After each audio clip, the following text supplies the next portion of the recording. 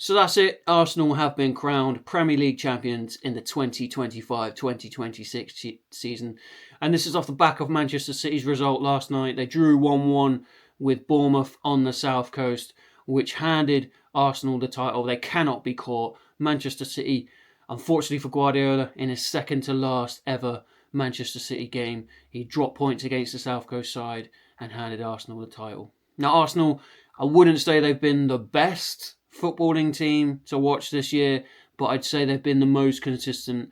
They do deserve their Premier League title. They've grinded out these victories. But that's just it. I think for me, the quality of the Premier League has dropped in the last few seasons. If we think back to days gone by of Pep's possession football and Klopp's heavy metal brand of football, the number of points City had to accumulate to fend off Liverpool, the way or how much Klopp used to push Pep Guardiola and push Manchester City to levels that we probably never thought we would see in the Premier League.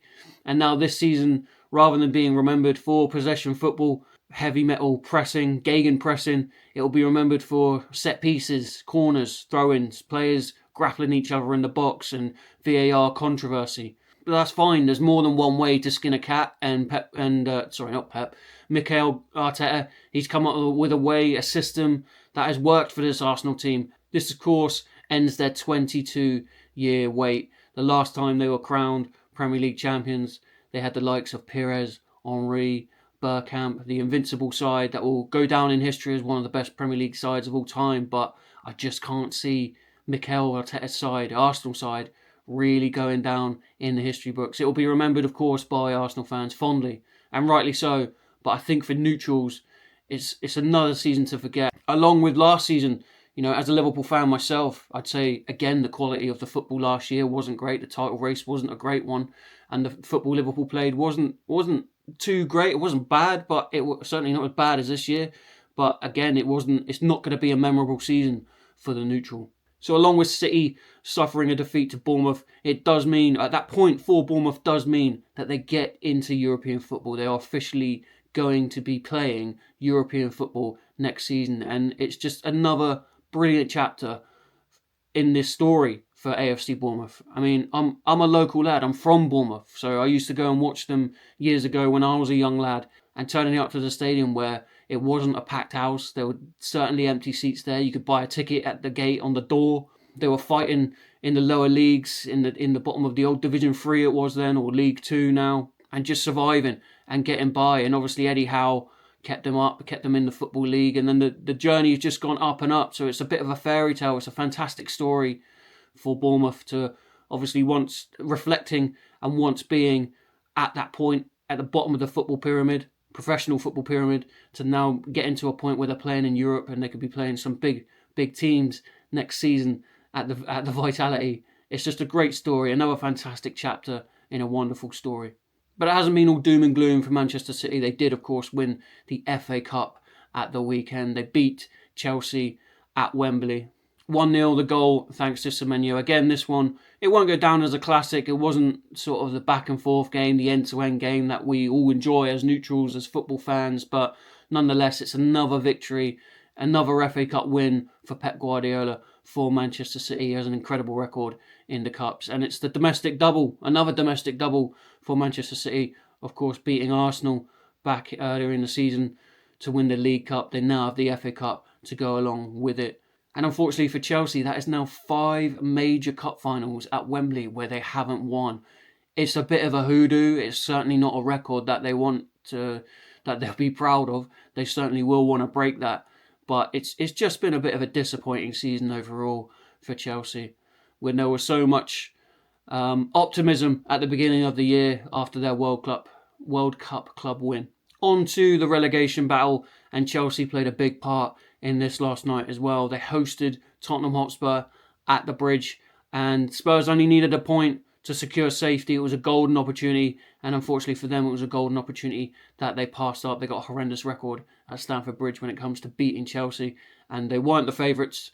But, I mean, with relegation at stake, you'd have thought maybe they might have been able to secure a result here. But it was the similar story for them. Poor defensively, couldn't really create much, a hell of a lot in attack, and they suffered, and it will now go down to the final day. Fortunately for them, West Ham were absolutely horrendous themselves against Newcastle the other night. They went down 3-1, and defensively, I mean, I talk about Spurs defensively, but I mean, they were absolutely terrible at the back. West Ham, they were leaving gaps. The amount of times Newcastle players got in between West Ham's defence and midfield and were running at the back three at the time, and then changed to a back four. Todibo, of course, went off.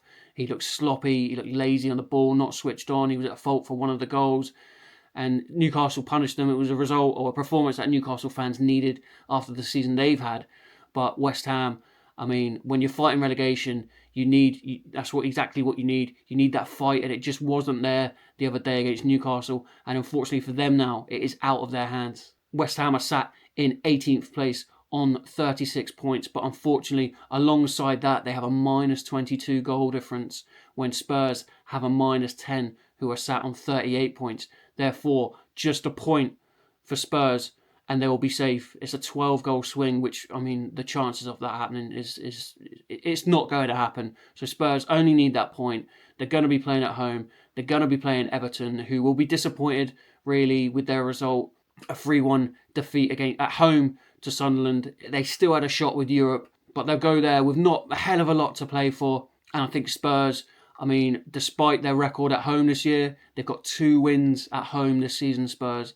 They only need a point. They only need a draw, so really they don't need that win, but they certainly will want to get all 3 points to secure their safety. As for West Ham, it's out of their hands. They've literally got to rely on Everton getting a result at Spurs for them to have any chance of survival. They play Leeds, a Leeds side who I've been really impressed with, particularly on the back end of this season. Some of the results they've accumulated, some of the performances as a team, as a collective, but individually as well. I mean, Calvert-Lewin, a shout out to him. He's been fantastic this year.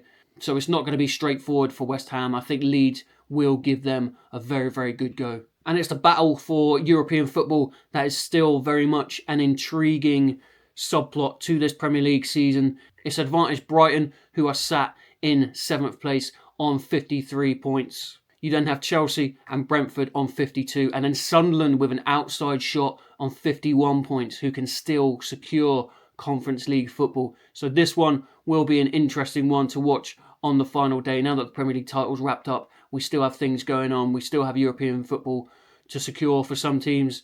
That still needs to be decided, and we still have the relegation battle. So it's going to be an exciting watch, an exciting end to a season, a Premier League season that has actually been all right. You know, we've had a pretty decent title race after City come back into it when we thought Arsenal were going to run away with it. The relegation battle is going to go to the final day, and this battle for European football has been an intriguing watch as well. So there's plenty to tune in or to be excited to watch at the weekend and to tune in for on Sunday.